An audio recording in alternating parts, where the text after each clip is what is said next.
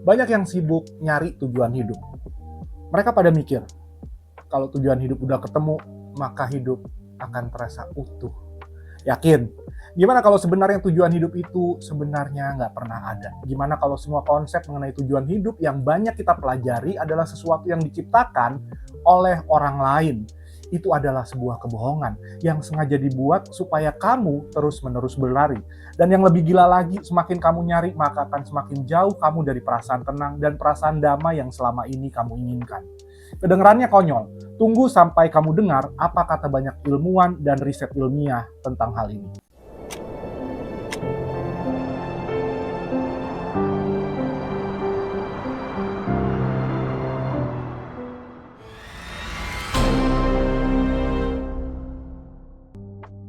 Balik lagi ke memori masa kecil. Ingat nggak, dulu pas waktu kita kecil, kita sering diajarin untuk mencari alasan besar untuk apa kita hidup.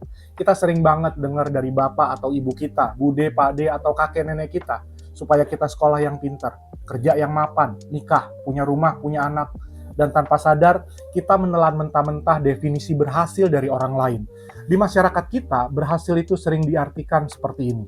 Punya rumah sendiri di usia 30, punya mobil keluaran terbaru walaupun cicilannya nyekek, pekerjaan dengan gaji besar atau terjamin masa depannya seperti PNS, meski nggak pernah punya waktu buat diri sendiri, foto liburan ke luar negeri yang harus diposting supaya orang tahu bahwa kita mampu.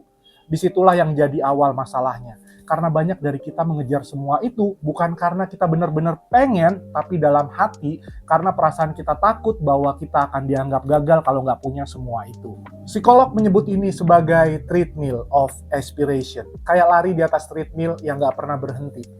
Kita terus bergerak, ngos-ngosan, tapi kita nggak pernah sampai.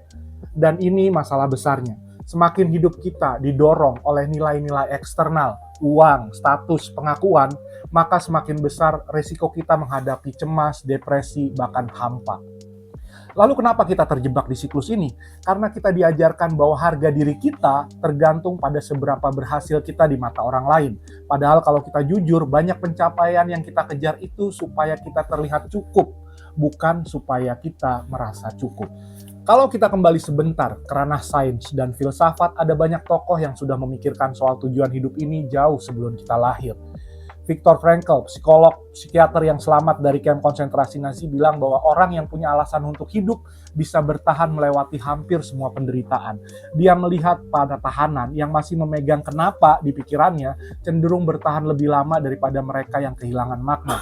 Sementara Friedrich Nietzsche, filsuf Jerman, bahkan mengatakan hal yang mirip. He who has a way to live can bear almost anyhow. Siapa yang punya alasan mengapa untuk hidup, mereka bisa menanggung hampir semua bagaimananya. Bayangkan kamu sedang menanjak gunung yang jalurnya curam dan capeknya setengah mampus. Kalau alasan kamu cuma ikut-ikutan teman, besar kemungkinan kamu akan menyerah di tengah jalan. Tapi kalau alasan kamu adalah di puncak nanti aku akan melamar orang yang aku cintai, atau di atas sana ada pemandangan yang sudah aku impikan sejak kecil, rasa capek dan beratnya akan terasa jadi lebih mudah untuk ditanggung. Itu yang Nietzsche maksud. Kalau kamu punya kenapa yang jelas, entah itu demi orang yang kamu cintai, demi sebuah impian, atau demi tujuan pribadi yang benar-benar menurut kamu berarti, kamu akan lebih kuat menghadapi bagaimananya, yaitu prosesnya, rintangannya, dan kesulitan yang harus kamu lalui. Makanya banyak orang bisa bertahan di situasi sulit, bahkan ekstrim, ketika mereka merasa punya alasan yang layak untuk diperjuangkan. Tanpa kenapa yang jelas, masalah kecil pun terasa seperti beban yang tak tertangguhkan. Lalu ada Confucius dari Tiongkok kuno yang percaya bahwa hidup yang bermakna bukan soal pencapaian besar, tapi tentang hidup selaras dengan nilai-nilai moral dan peran kita dalam masyarakat. Dari sisi timur modern, konsep Ikigai dari Jepang juga sering dibicarakan. Kata Ikigai sendiri sudah ada dari periode Heian di tahun 794 sampai 1185 dan berasal dari gabungan kata Iki, hidup, dan Gai, nilai atau alasan. Maknanya sebenarnya sederhana, alasan untuk bangun setiap pagi. Pada masa itu Ikigai bukanlah rumus yang kompleks, dia merujuk pada hal-hal kecil yang membuat hidup layak untuk dijalani, seperti minum teh di pagi hari, merawat kebun, bercakap-cakap dengan tetangga, atau mengerjakan sesuatu yang membawa pada kebahagiaan pribadi. Masalahnya di abad sekarang ini, di abad ke-21, Konsep ini diimpor ke barat, lalu dipopulerkan lewat 4 lingkaran, yaitu passion, mission, vocation, dan profession. Diagram ini bukan tradisi asli Ikigai. Ini adalah adaptasi modern yang dicampur teori barat tentang karir dan produktivitas. Hasilnya, Ikigai berubah dari filosofi keseharian menjadi formula yang memaksa kita untuk mencari tahu hal besar yang harus kita cintai, harus dunia butuhkan, harus bisa dibayar mahal, dan kita kuasai dengan baik. Akhirnya banyak orang ngira Ikigai hanya valid kalau menghasilkan uang, kalau terlihat bermanfaat di mata publik, dan memenuhi standar sosial tertentu. Padahal justru di situ letak kekeliruannya. Ikigai bukan tentang pencapaian monumental yang akan diakui dunia, tapi tentang hal-hal kecil yang memberi rasa hidup. Bahkan jika itu nggak ada hubungannya sama sekali dengan status atau uang. Di Jepang sendiri banyak orang yang berumur panjang dan mereka bahagia karena ikigai mereka sederhana. Memancing, membuat kerajinan tangan, atau sekedar bermain dengan cucu.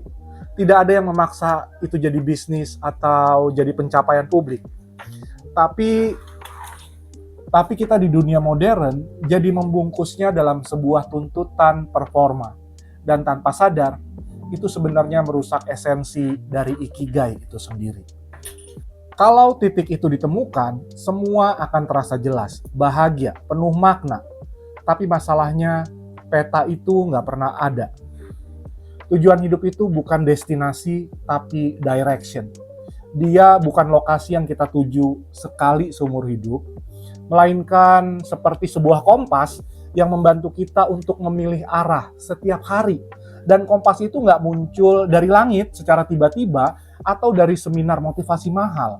Dia dibentuk dari tindakan-tindakan kecil yang kita lakukan, nilai-nilai yang kita jalani, dan keputusan-keputusan jujur yang kita buat. Coba pikirkan, seseorang yang setiap hari membantu tetangganya tanpa pamrih, atau orang tua yang selalu menyiapkan sarapan untuk keluarganya dengan penuh cinta. Mereka mungkin nggak pernah duduk untuk memikirkan grand purpose, memikirkan tujuan besar dalam hidup mereka. Tapi setiap harinya, mereka menjalani sesuatu yang membuat mereka merasa hidup. Ini yang sering terlewat. Tujuan hidup yang sehat biasanya terlihat membosankan bagi orang luar. Tapi justru di situ letak kekuatannya. Dia nggak bergantung pada pengakuan atau sorotan. Kalau kamu terus memandang tujuan hidup sebagai pencapaian besar yang harus ditemukan, maka kamu akan hidup dalam mode waiting room, menunggu momen besar itu datang sambil merasa kosong di antara jeda waktunya. Tapi kalau kamu memandang tujuan sebagai proses, setiap langkah, sekecil apapun, maka akan terasa mulai berarti.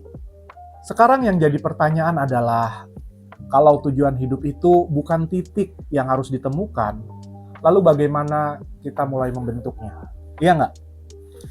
Jawabannya sederhana. Mulai dari hal yang bisa kamu lakuin hari ini, bukan yang kamu harap bisa terjadi 10 tahun lagi. Jawaban ini mungkin terasa nggak cocok buat kamu yang ambis, mau nyaingin Elon Musk, Jeff Bezos, atau terobsesi banget pengen jadi bagian dari 10 orang terkaya se-Indonesia. Di sini tantangannya. Kalau berani, kamu wajib jawab pertanyaan sederhana ini.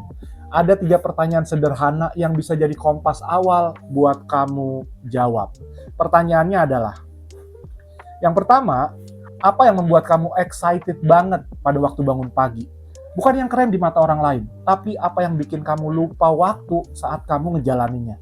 2, aktivitas apa yang akan tetap kamu lakuin meskipun kamu nggak dibayar? Karena disitulah sering tersembunyi motivasi intrinsik. Yang ketiga, hal apa yang saat kamu lakukan membuat kamu ngerasa hidup? Bisa sederhana ngobrol dengan teman yang nyambung, mungkin menulis atau bermain musik. Jawab ketiga pertanyaan ini dengan jujur, tanpa filter, tanpa mikirin apakah itu realistis atau menguntungkan. Lalu lihat benang merahnya. Benang merah ini bukan jawaban final, tapi ini jadi bahan mentah untuk kamu mulai membentuk arah hidup yang realistis dan relevan buat kamu. Dan ini penting, tujuan realistis bukan berarti kecil atau membosankan. Realistis berarti sesuai dengan diri kamu sendiri. Bisa kamu mulai sekarang dan membuat kamu ingin melanjutkannya besok.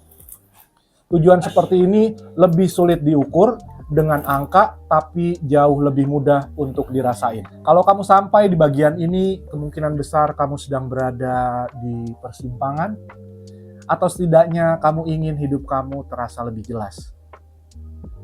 Ingin terasa lebih jelas daripada yang sekarang. Kita sudah bicara bahwa tujuan hidup bukan sesuatu yang harus kamu temukan di ujung dunia.